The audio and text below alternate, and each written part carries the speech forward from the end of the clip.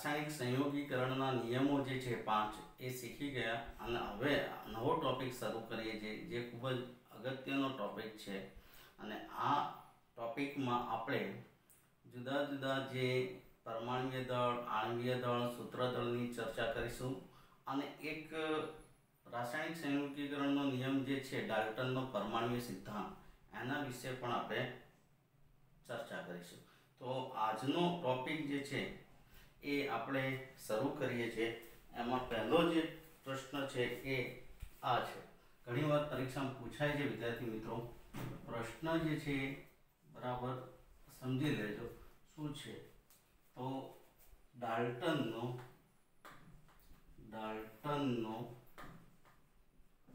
પરમાણ્વીય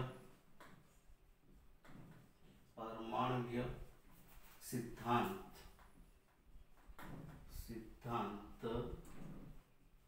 સમજાવો। ઓકે વિદ્યાર્થી મિત્રો, ડાલ્ટનનો પરમાણ્વીય સિદ્ધાંત આમ રાસાયણિક સંયોગીકરણના સિદ્ધાંતમાં જ આવે છે। તો ડાલ્ટનનો પરમાણ્વીય સિદ્ધાંત, તો વિદ્યાર્થી મિત્રો પરમાણ્વીય એટલે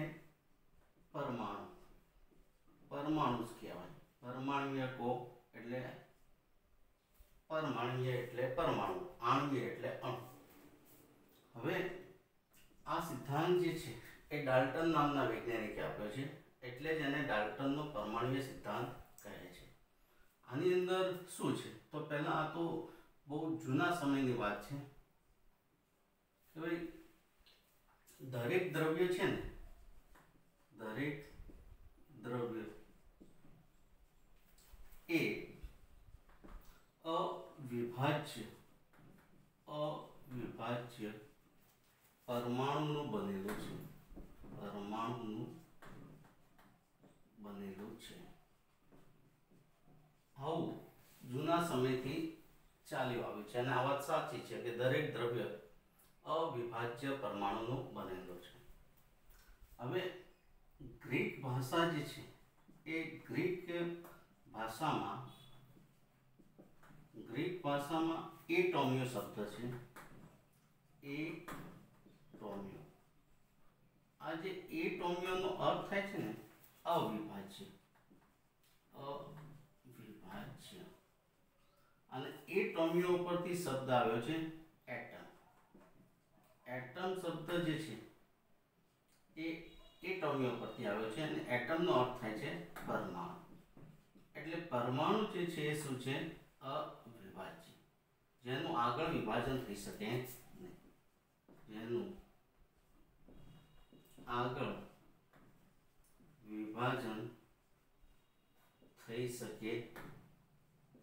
નહીં, તો વિદ્યાર્થી મિત્રો આ એટમ શબ્દ એટોમિયો પરથી આવ્યો છે। એટોમિયો એ ગ્રીક ભાષાનો શબ્દ છે જેનું ગુજરાતી કરીએ છીએ અવિભાજ્ય, એટલે પરમાણુ એ અવિભાજ્ય છે એમ કહી શકાય। હવે ડાલ્ટને પરમાણુ સિદ્ધાંત આપ્યો છે, તો એ ડાલ્ટનનો પરમાણુ સિદ્ધાંત એક વાક્યમાં નથી, એના જુદા જુદા મુદ્દાઓ છે। એ 4 મુદ્દાઓને ભેગા કરીને એટલે ડાલ્ટનનો પરમાણ્વીય સિદ્ધાંત આખો એમાં આવી જાય। તો હવે ડાલ્ટનનો પરમાણ્વીય સિદ્ધાંત છે એના મુદ્દાઓ લખી દઈએ। ડાલ્ટનનો પરમાણ્વીય સિદ્ધાંત નીચેના મુદ્દા પર આધારિત છે,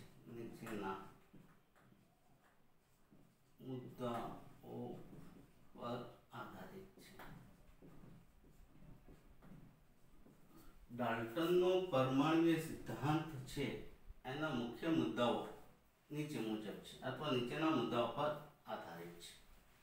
તો પહેલી જ વસ્તુ, પહેલો મુદ્દો આપણે જોઈએ તો ડાલ્ટનના મત મુજબ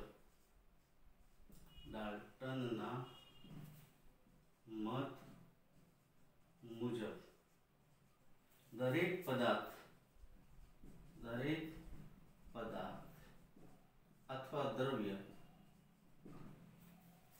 એ નાના પરમાણુનો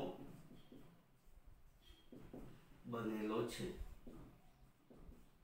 નાના પરમાણુનો સૂક્ષ્મ પરમાણુ, નાના એટલે સૂક્ષ્મ પરમાણુનો બનેલો છે.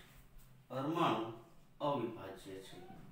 પરમાણુ અવિભાજ્ય છે. બીજી વસ્તુ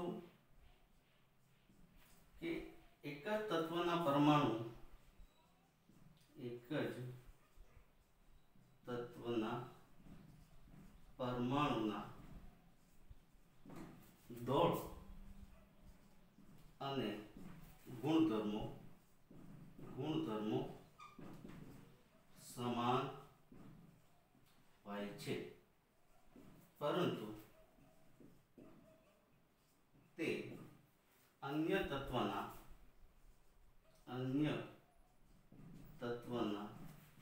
પરમાણુના દળ અને ગુણધર્મો કરતા અલગ હોય છે. વિદ્યાર્થી મિત્રો, આ મુદ્દો છે ને એ થોડોક સમજી લઈએ. દાખલા તરીકે કોપર છે. કોપર એટલે તાંબુ. તો કોપરના Cu બધા જ પરમાણુ સમાન ગુણધર્મ તથા સમાન દળ ધરાવે. બધા કોપર સરખા જ હોય. ઇન્ડિયન કોપર હોય કે અમેરિકન કોપર હોય કે ગમે તે, તાંબુ એટલે તાંબુ. તાંબાની અંદર રહેલા બધા જ તાંબાના પરમાણુ સમાન ગુણધર્મ સમાન દળ ધરાવે. ધારો કે Ag એટલે ચાંદી. હવે ચાંદીના જે પરમાણુ છે, જે ચાંદીના બધા જ પરમાણુ સમાન ગુણધર્મો સમાન દળ ધરાવે. તો કોપરના બધા જ પરમાણુ સમાન ગુણધર્મ સમાન દળ ધરાવે. ચાંદીના બધા જ પરમાણુ સમાન ગુણધર્મ અને સમાન દળ ધરાવે. પરંતુ હવે યાદ રાખજો, પરંતુ કોપર અને ચાંદી, આ યાદ રાખજો. કોપર એટલે તાંબુ અને ચાંદી છે, કે ચાંદી જે છે ના પરમાણુ અલગ હશે. તેમના દળ અને ગુણધર્મો જુદા હશે.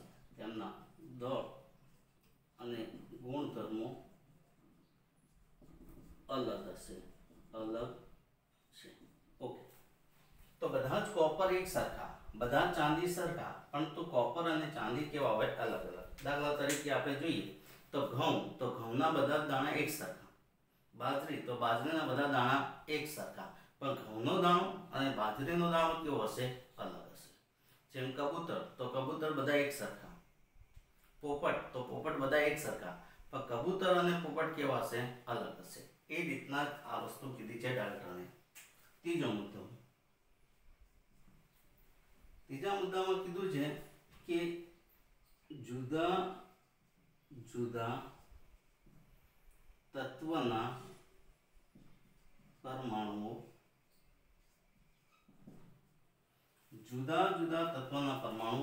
એકબીજા સાથે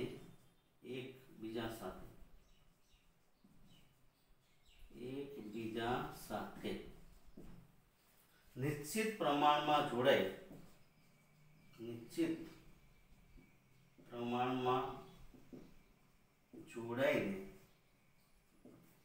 સંયોજન બનાવે છે.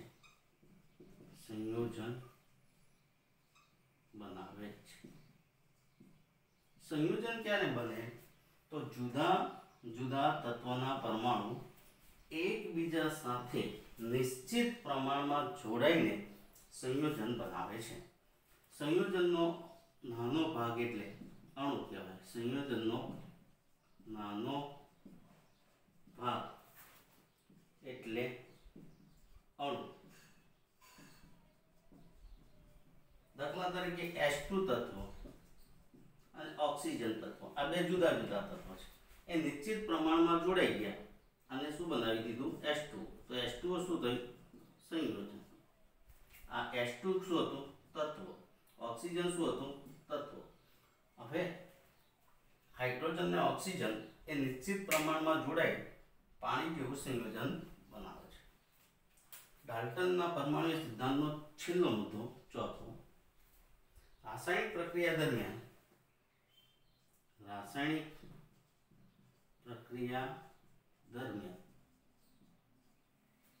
પરમાણુનું સર્જન કે નાશ થતો નથી.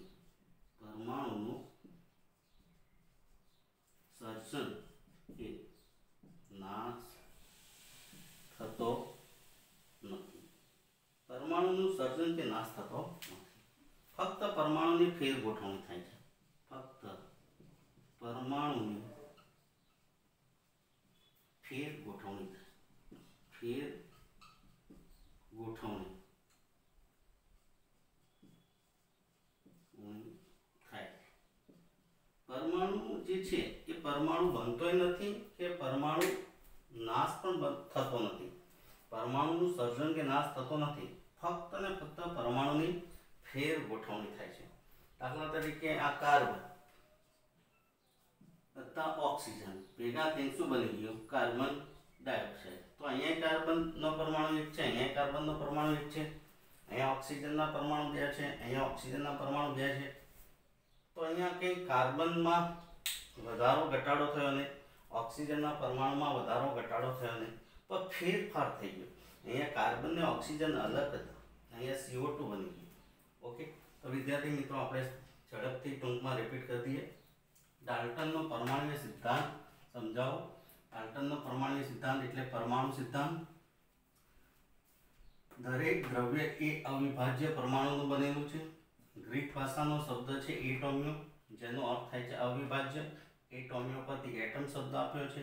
એટમ શબ્દ એટલે પરમાણુ જેનું આગળ વિભાજન થઈ શકતું નથી, એને અવિભાજ્ય કહેવાય. ડાલ્ટનનો પરમાણુય સિદ્ધાંત નીચેના મુદ્દાઓ પર આધારિત છે. પહેલો મુદ્દો, ડાલ્ટનના મત મુજબ દરેક પદાર્થ એ નાના સૂક્ષ્મ પરમાણુનો બનેલો છે. આ પરમાણુ અવિભાજ્ય છે. એક જ તત્વના પરમાણુના દળ અને ગુણધર્મો સમાન હોય છે, પરંતુ અન્ય તત્વના પરમાણુના દળ અને ગુણધર્મો કરતાં અલગ હોય છે. કોપરના બધા જ પરમાણુના દળ અને ગુણધર્મો સરખા હશે.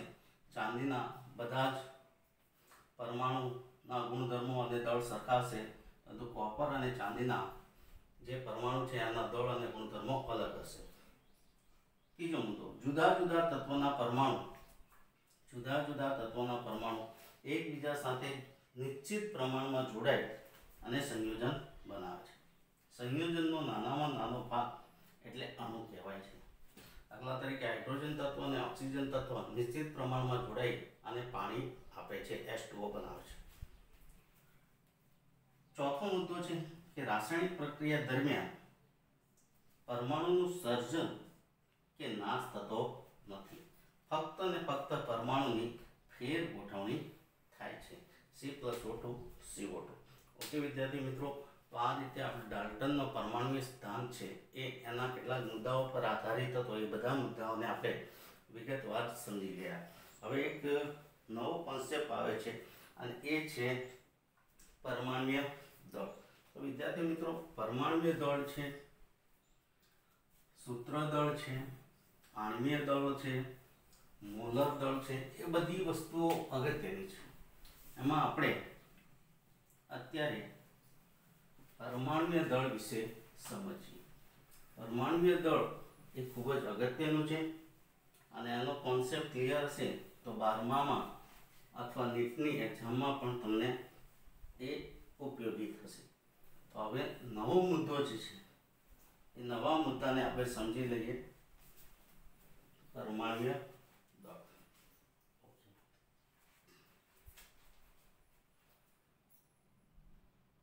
પ્રશ્ન છે,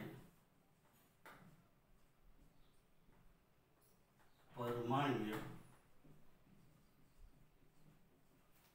દળ. પરમાણુય દળ એટલે શું થયું? પરમાણુનું દળ. પરમાણુય દળ સમજાવો. પરમાણુય શબ્દનો અર્થ થાય છે પરમાણુ. પરમાણુનું દળ સમજાવો. ઓકે, તો વિદ્યાર્થી મિત્રો આપણે જાણીએ છીએ કે પરમાણુ જે છે ને એ પરમાણુ અતિ સૂક્ષ્મ છે. પરમાણુ અતિ સૂક્ષ્મ છે. તેથી પરમાણુનું દળ નક્કી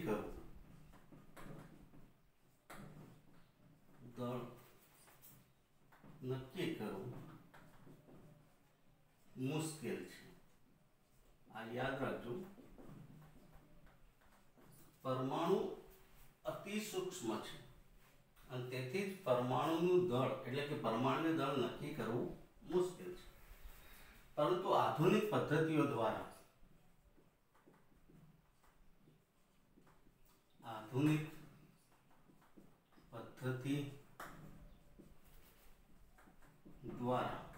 પરમાણુનું દળ નક્કી થઈ શકે છે. પરમાણુનું દળ નક્કી કરી શકાય. એ સાધનનું નામ છે દ્રવ્યમાન સ્પેક્ટ્રોમીટર. દ્રવ્યમાન સ્પેક્ટ્રોમીટર. તો વિદ્યાર્થી મિત્રો આ નામ યાદ રાખજો. દ્રવ્યમાન સ્પેક્ટ્રોમીટર, માસ સ્પેક્ટ્રોમીટર દ્વારા પરમાણુનું દળ નક્કી થઈ શકે છે. પરમાણુનું દળ નક્કી થઈ શકે છે. દ્રવ્યમાન સ્પેક્ટ્રોમીટર દ્વારા પરમાણુનું દળ નક્કી કરી શકાય. આધુનિક પદ્ધતિ દ્વારા અત્યારના સમયમાં. પરંતુ 19મી સદીમાં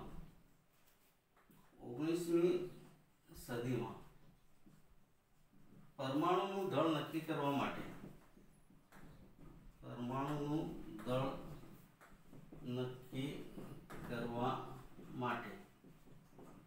અન્ય પરમાણુનો ઉપયોગ થતો.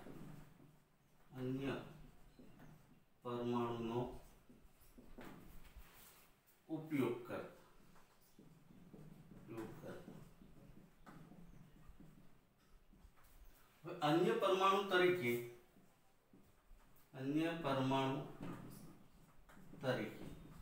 એટલે કે સંદર્ભ પરમાણુ તરીકે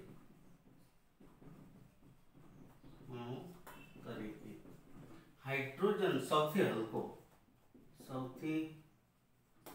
હલકો પરમાણુ, હાઇડ્રોજન પરમાણુનો ઉપયોગ કરતા હતા. તેનું દળ એક નક્કી કરેલું. જે એકમ વગર હતું, જે એકમ વગરનું છે. હાઇડ્રોજન પરમાણુનો સંદર્ભ પરમાણુ તરીકે ઉપયોગ કરતા અને તેનું દળ એક નક્કી કરેલું જે એકમ વગરનું હતું. તો અન્ય પરમાણુનું દળ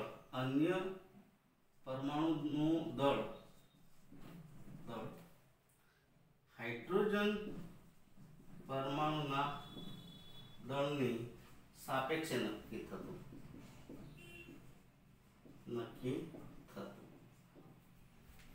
પરંતુ આજના સમયે આધુનિક રીતે કાર્બનનો સમસ્થાનિક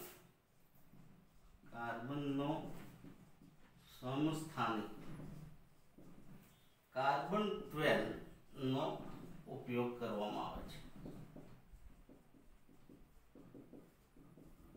અત્યારના સમયે હાઇડ્રોજનને બદલે કાર્બનના સમસ્થાને કાર્બન 12 નો ઉપયોગ કરવામાં આવે છે. અને કાર્બન 12 12નું પરમાણ્વીય દળ 12 AMU નક્કી કર્યું છે। કાર્બન 12નું પરમાણ્વીય દળ 12 AMU નક્કી કરે છે। AMU એટલે એટમિક માસ યુનિટ, એટમિક માસ યુનિટ, એટમિક માસ યુનિટ AMU। અને કાર્બન 12નો પરમાણ્વીય દળ એ 12 AMU નક્કી કર્યો છે। હવે એક AMU જે છે, એક AMU એટલે 1.66056 ગુણ્યા 10 - 24 ગ્રામ થાય। આ યાદ રાખજો વિદ્યાર્થી મિત્રો, એક AMU બરાબર 1.66056 ગુણ્યા 10 - 24 ગ્રામ થાય છે। હવે હાઇડ્રોજન જે છે એ હાઇડ્રોજનનું પરમાણ્વીય દળ જે છે એ કાર્બન 12ના સંદર્ભમાં નક્કી કરવામાં આવે છે, અથવા તો કોઈ પણ પરમાણુનું પરમાણ્વીય દળ, કોઈ પણ પરમાણુનું પરમાણ્વીય દળ એ કાર્બન 12ના સંદર્ભમાં નક્કી થાય છે।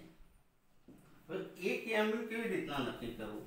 એક AMU ની વ્યાખ્યા આપીએ, એક AMU નું તો કાર્બન 12ના પરમાણ્વીય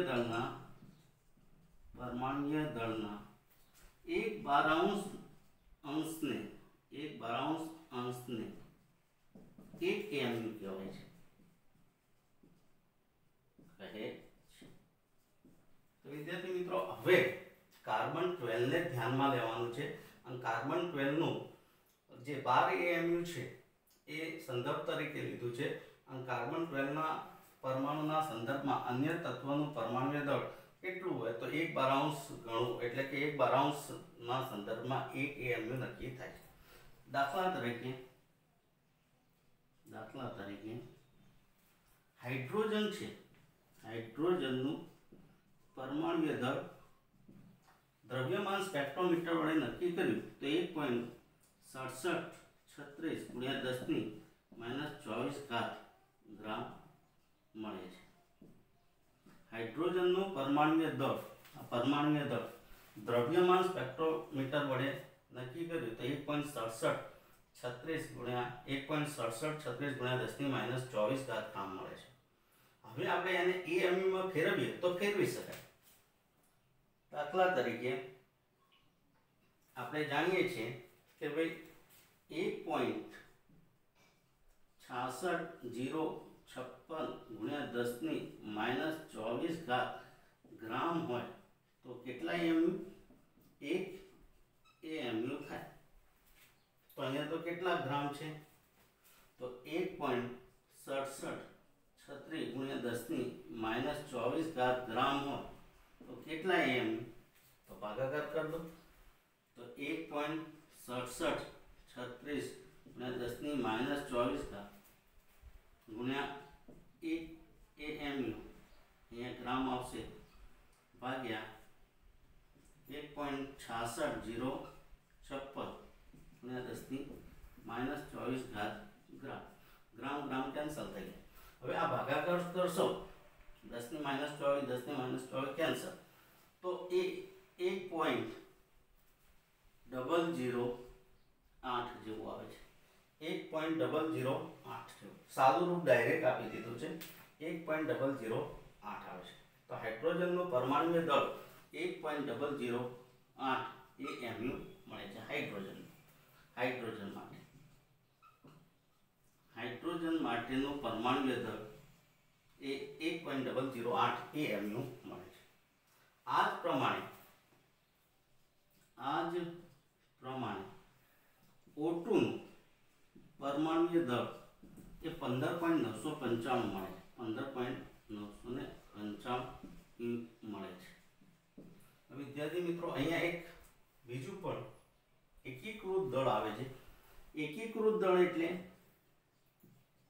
એકીકૃત દળ છે ને એને યુનિફાઈડ માસ કહેવાય છે. અને યુનિફાઈડ માસ અને એનો સિમ્બોલ છે યુનિફાઈડ માસ. એકીકૃત દળ અને એકીકૃત દળ અત્યારે પરમાણુય દળ AMU ને બદલે એકીકૃત દળમાં નક્કી કરવામાં આવે છે, જેને યુનિફાઈડ માસ કહે છે. તો વિદ્યાર્થી મિત્રો, આપણે પરમાણુય દળ વિશે થોડુંક સમજી લઈએ. પરમાણુય દળ સમજાવો. પરમાણુ અતિ સૂક્ષ્મ છે, તેથી પરમાણુનું દળ નક્કી કરવું મુશ્કેલ છે, પરંતુ આધુનિક પદ્ધતિ દ્વારા પરમાણુનું દળ નક્કી કરી શકાય છે. દ્રવ્યમાન સ્પેક્ટ્રોમીટર દ્વારા પરમાણુનું દળ નક્કી કરી શકાય છે, પરંતુ 19મી સદીમાં દ્રવ્યમાન સ્પેક્ટ્રોમીટર હતું નહીં, ત્યારે પરમાણુનું દળ નક્કી કરવા માટે અન્ય પરમાણુનો ઉપયોગ કરતા હતા. અન્ય પરમાણુ તરીકે સંદર્ભ પરમાણુ તરીકે સૌથી હલકો પરમાણુ હાઇડ્રોજનનો ઉપયોગ કરતા હતા. તેનું દળ 1 એકમ નક્કી કરેલું, જે એકમ વગરનું જ હતું, અને અન્ય પરમાણુનું દળ હાઇડ્રોજન પરમાણુના દળની સાપેક્ષે નક્કી થતું. પરંતુ આજના સમયે કાર્બનના સમસ્થાનિક કાર્બન 12નો ઉપયોગ કરવામાં આવે છે. કાર્બન 12નું પરમાણુય દળ 12 AMU નક્કી કર્યું છે. 1 AMU એટલે 1.66056 × 10⁻24 ગ્રામ થાય છે. AMUનું પૂરું નામ છે એટમિક માસ યુનિટ. કોઈપણ પરમાણુનું પરમાણુય દળ એ કાર્બન 12ના સંદર્ભમાં નક્કી થાય છે. 1 AMUની વ્યાખ્યા આપીએ તો કાર્બન 12ના પરમાણુય દળના 1/12 અંશને 1 AMU કહે છે.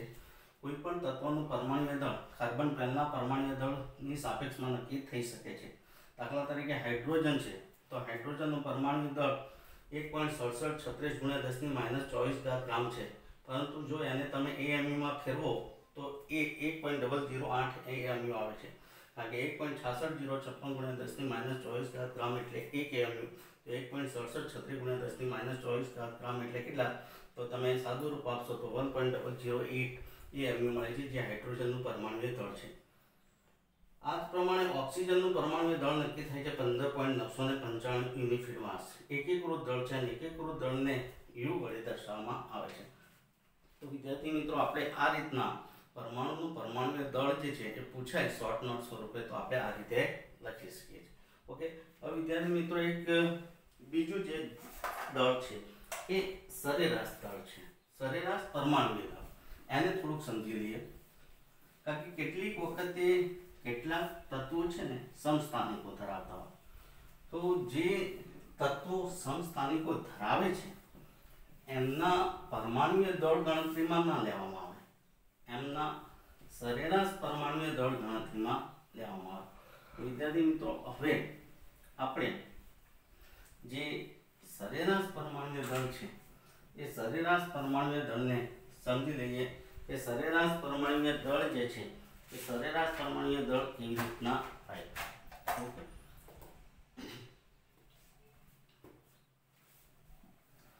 સરેરાશ પરમાણુય દળનો પણ પ્રશ્ન પૂછાય છે, એટલે આ પણ આપણે થોડું ધ્યાનમાં રાખીશું. ઓકે. હવે નવો પ્રશ્ન છે, પરમાણુય દળનો જ છે પણ થોડુંક અલગ છે. સરેરાશ પરમાણુય દળ સમજાવો. સરેરાશ પરમાણુય દળ શીખી ગયા. આગળ શબ્દ છે સરેરાશ પરમાણુય દળ. તો કેટલાક તત્વો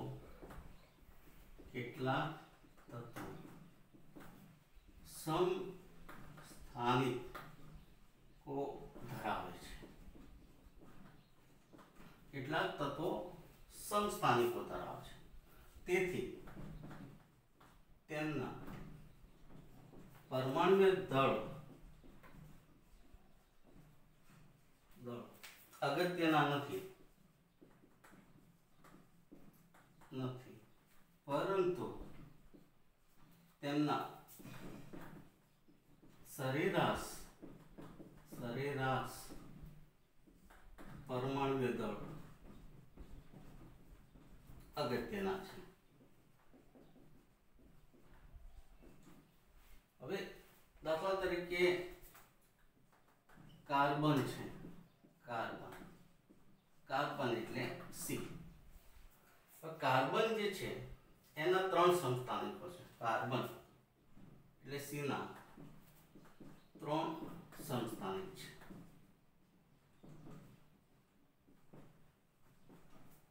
આપણે જાણીએ છીએ કે જેમાં પરમાણુ ક્રમાંક સમાન હોય, પરમાણુ દળાંક અલગ હોય તો એકબીજાના સમસ્થાનિક કહેવાય.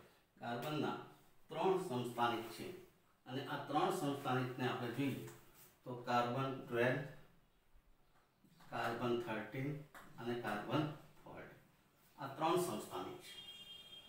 હવે આનું પરમાણુય દળ નક્કી કરવું હોય તો સરેરાશ પરમાણુય દળ લેવાય. સરેરાશ પરમાણુય દળ, સરેરાશ પરમાણુય દળ લેવાય.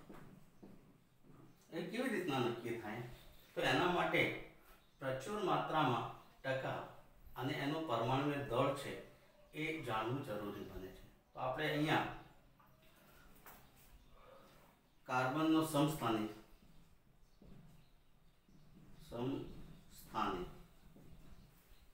પ્રચુર માત્રામાં ટકા અને એમનું પરમાણુય દળ. તો વિદ્યાર્થી મિત્રો અહીંયા આ જે કાર્બનનો સમસ્થાનિક છે એ 3 છે, એ 3 લખીશું અને એનું પ્રચુર માત્રામાં ટકા અને પરમાણુય દળ લખીએ. તો પહેલું છે કાર્બન 12, પછી કાર્બન 13 અને કાર્બન 14. કાર્બન 12 છે ને સૌથી વધારે મળે છે, એના ટકા વધારે છે, 98.892% છે.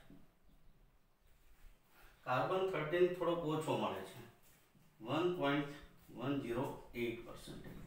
અને આ કાર્બન 14 તો ખૂબ જ ઓછો મળે છે અને એ છે કાર્બન 14 ખૂબ જ ઓછો મળે છે અને એનું પ્રમાણ છે, આનું પ્રમાણ છે 2 × 10⁻². ખૂબ જ ઓછો મળે છે. બરાબર વિદ્યાર્થી મિત્રો, અહીંયા આ ટકા લખી દીધા. કાર્બન 12 છે સૌથી વધારે 98.892%. આ જે છે 1.108%.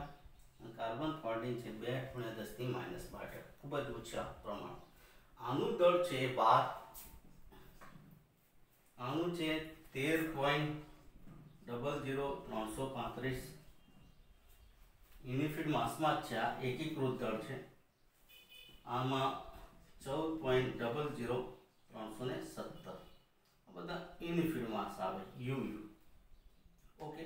તો વિદ્યાર્થી મિત્રો, હવે સરેરાશ પરમાણુય દળ લેવું હોય તો એની પ્રચુર માત્રા જે છે ગુણ્યા પરમાણુય દળ પ્લસ આની પ્રચુર માત્રા અને એનો પરમાણુય દળ, તો આ બધાનો ગુણાકાર કરી દેવાનો અને પછી સરવાળો કરવો. દાખલા તરીકે કાર્બન 12 નું લેવું છે તો સરેરાશ લઈએ કાર્બન 12 નું, તો આ રીતના થાય. પહેલા આનું આપણે કહીએ તો શું છે તો સમજી લઈએ. તો આ 98% છે એટલે એને ફેરવી દઈએ તો કાર્બન 12 છે એ કાર્બન 12 નું 0.98892 ગુણ્યા 12 છે. એક આ વસ્તુ. તો આની તો પૂરું થઈ ગયું. હવે આની વાત કરીએ તો 0.01 પછી પાછો 8 ગુણ્યા 13.00335 પ્લસ આની વાત કરીએ તો આ 10⁻10% છે. આ 2 × 10⁻10% છે કે 10⁻12 છે. આપણે એક મિનિટ ચેક કરી લઈએ, કદાચ આંકડામાં ભૂલ થઈ હોય તો. 10⁻10 છે, 10⁻10. તો વિદ્યાર્થી મિત્રો, આ 10⁻10 છે. ઓકે. હવે એને ટકામાં ફેરવીશું તો 2 × 10⁻12 થશે ઇન્ટુ 14.00317. ઓકે. તો આ ડેટા આપણે યાદ જ રાખવા પડે. તો વિદ્યાર્થી મિત્રો, આ જ્યારે આપણે ગુણાકાર કરી અને એનો સરવાળો કરીશું, ગુણાકાર કરી અને સરવાળો કરીશું, આ બધાનું સાદું રૂપ આપશો ને તો 12.0011 આટલું આવે છે. 12 સમથિંગ જ આવશે. 12.001 કરો કે 12, આ લગભગ છે ને એ 12 AMU આવે, 12.0 AMU. આ રીતે સરેરાશ પરમાણુ દળ પણ આપણે નક્કી કરી શકીએ છીએ. ઘણીવાર ક્લોરીનના સમસ્થાનિકોના પણ સરેરાશ પરમાણુ દળ નક્કી કરવાનું પૂછાતું હોય, ઓક્સિજનનું સરેરાશ પરમાણુ દળ નક્કી કરવાનું પૂછાતું હોય, તો તમારે આ ડેટા યાદ રાખવો પડે. એક એનું પ્રચુર માત્રામાં ટકાવાર પ્રમાણ અને પરમાણુ દળ, આ બંનેનો ગુણાકાર કરી અને સરવાળો કરો એટલે એનું સરેરાશ પરમાણુ દળ મળે છે. તો કાર્બન 12 નું સરેરાશ પરમાણુ દળ 12 AMU જેટલું આવે છે. ઓકે વિદ્યાર્થી મિત્રો, તો આ રીતે આપણે પરમાણુ દળ છે એ પરમાણુ દળ નક્કી કરી શકીએ છીએ, સરેરાશ પરમાણુ દળ. હવે પરમાણુ દળ પછી મહત્વનું છે આણ્વીય દળ, કારણ કે પરમાણુઓ ભેગા થાય ને એટલે અણુઓ બને, અને અણુઓનું દળ એટલે આણ્વીય દળ. તો વિદ્યાર્થી મિત્રો, હવે આપણે ખાસ આણ્વીય દળનો ઉપયોગ પરીક્ષામાં ઘણીવાર પૂછાતું હોય છે, અને કેટલાક દાખલાઓ હોય છે ત્યારે આણ્વીય દળ શોધવાનું હોય છે, એ સમજી લઈએ. તો નવો પ્રશ્ન છે,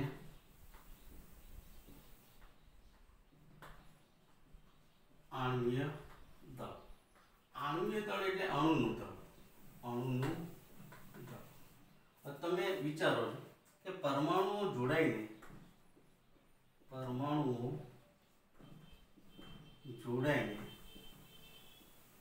અણુ બનાવે છે. એટલે પરમાણુઓની મદદથી જ અણુ બને.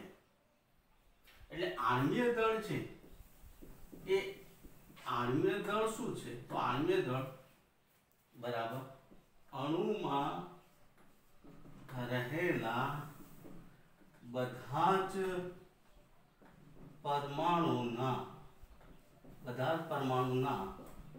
પરમાણ્વીય દળનો સરવાળો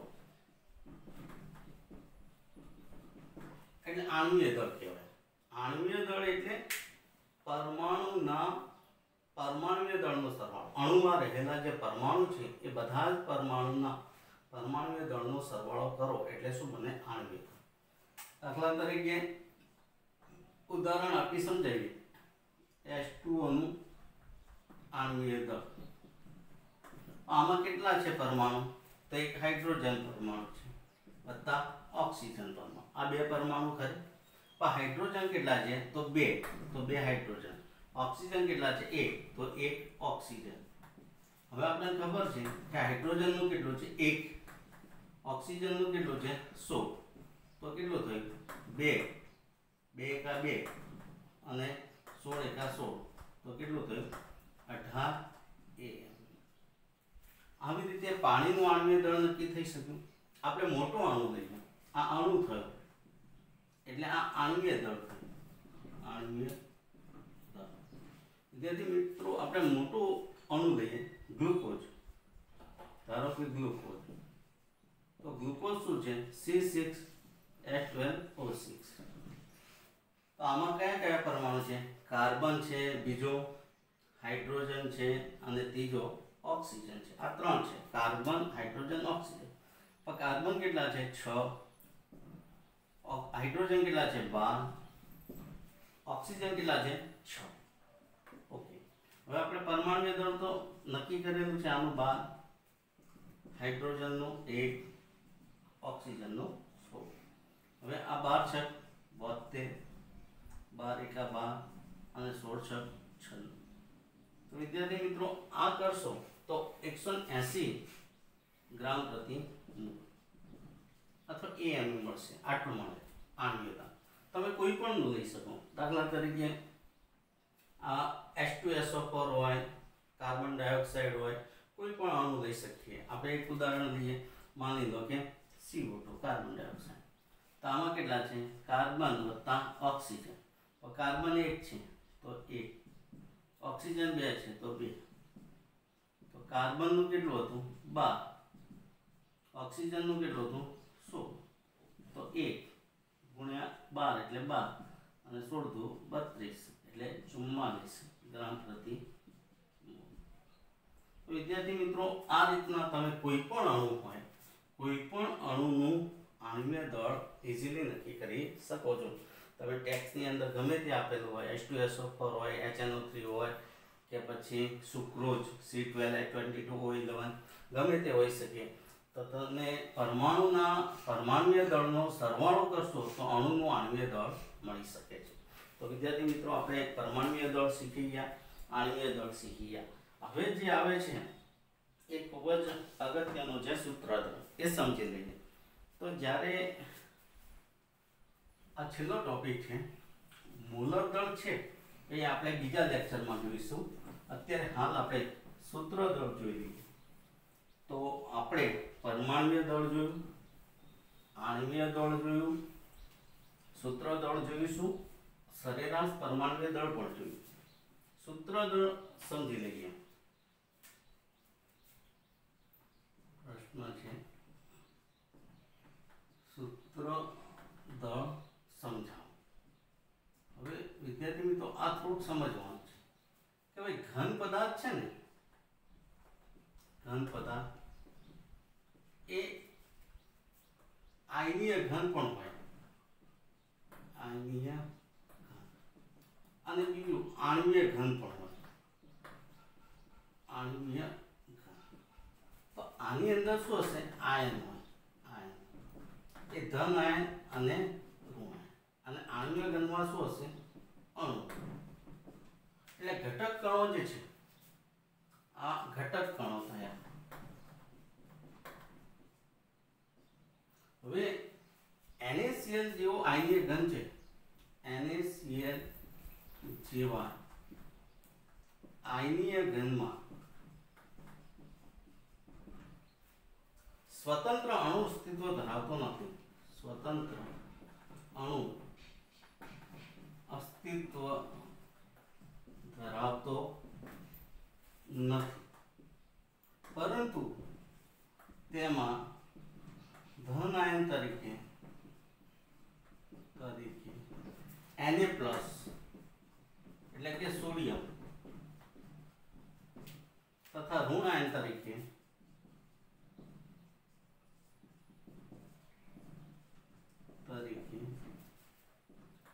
ક્લોરાઇડ Cl માઇનસ ક્લોરાઇડ હોય છે. એટલે NaCl આખો હોય છે, Na પ્લસ ને Cl માઇનસ સંયુક્ત હોય છે. એટલે આયનીય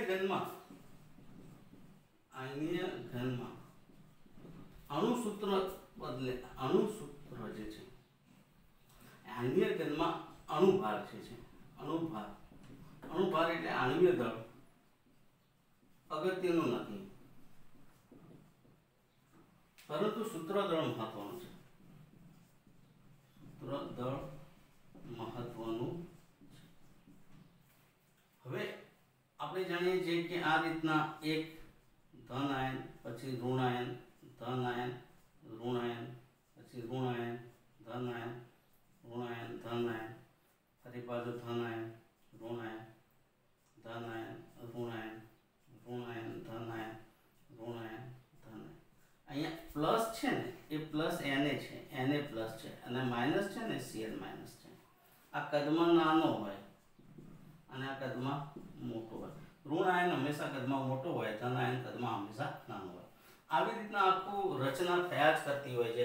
આપણે સમજાવીએ તો આવી રીતના જે દડા છે એ દડાને આપણે ગોઠવતા જ જઈએ, આમાં ગોઠવતા જ જઈશું ને એક ઉપર તો આખો સ્ફટિક બનશે. એટલે Na પ્લસ અને Cl માઇનસ જોડાયેલા છે. તો પ્રત્યેક Na પ્લસની આસપાસ 6 Cl માઇનસ આવેલા છે, અને પ્રત્યેક Cl Cl માઇનસની આસપાસ 6 Na+ આવેલા છે, એટલે NaCl નો સવર્ગાંક 6 છે, NaCl નો સવર્ગાંક 6 છે। હવે અહીંયા શું કરવું પડે તો કે આપણે સૂત્ર ધ્યાનમાં લેવું પડે।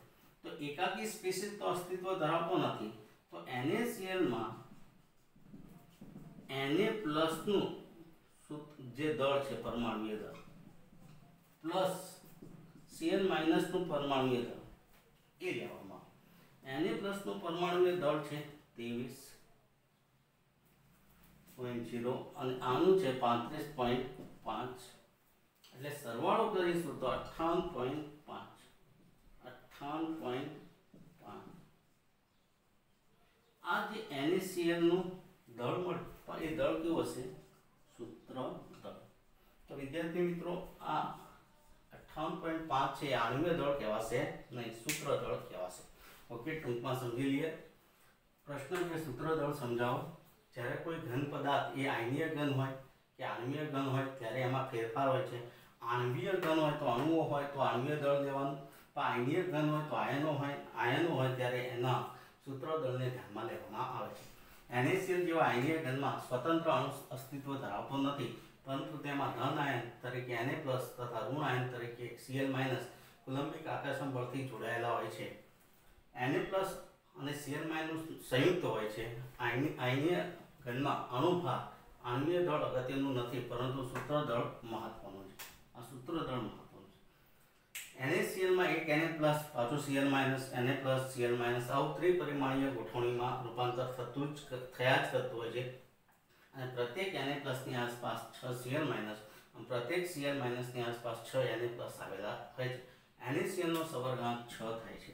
હવે NaCl નું તમારે જ્યારે દળ નક્કી કરવું હોય તો Na+ નું પણ પરમાણુય દળ લેવું પડે, Cl- નું પરમાણુય દળ લેવું પડે, એનો સરવાળો કરવો પડે, કારણ કે એનું સૂત્ર દળ મળશે 58.5। 23 છે Na+ નું અને 35.5 છે Cl- નું, ટોટલ છે 58.5। આ રીતના આપણે આજના જે લેક્ચર છે એ આજના લેક્ચરમાં આપણે આટલી વસ્તુ શીખી ગયા। ડાલ્ટનનો પરમાણુય સિદ્ધાંત એટલે શું, એના મુદ્દાઓની ચર્ચા કરી, પછી પરમાણુય દળ શું છે એની ચર્ચા કરી, સરેરાશ પરમાણુય દળ શું છે એની ચર્ચા કરી, આણ્વીય દળ એટલે શું એની ચર્ચા કરી, અને છેલ્લે આપણે સૂત્ર દળ શું એની પણ ચર્ચા કરી। તો વિદ્યાર્થી મિત્રો જે ચાલે છે સતત વિડીયો જોતા રહેજો। વિડીયો જોશો અને કોઈ કદાચ બોલવામાં તકલીફ થઈ હોય, લખવામાં તકલીફ થઈ હોય તો તમે મને કોમેન્ટ બોક્સમાં લખીને મોકલશો। ઓકે વિદ્યાર્થી મિત્રો, મારી ચેનલમાં કેટલાક વિદ્યાર્થીઓ નવા જોડાયા હોય અને એમને આ વસ્તુ પસંદ પડી હોય તો હું રિક્વેસ્ટ કરું છું કે મારી ચેનલ કેમિસ્ટ્રી વિથ BK રાજનને તમે લાઈક, શેર અને સબસ્ક્રાઇબ કરવા માટે પ્રયત્ન કરશો। અસ્તુ, થેન્ક યુ।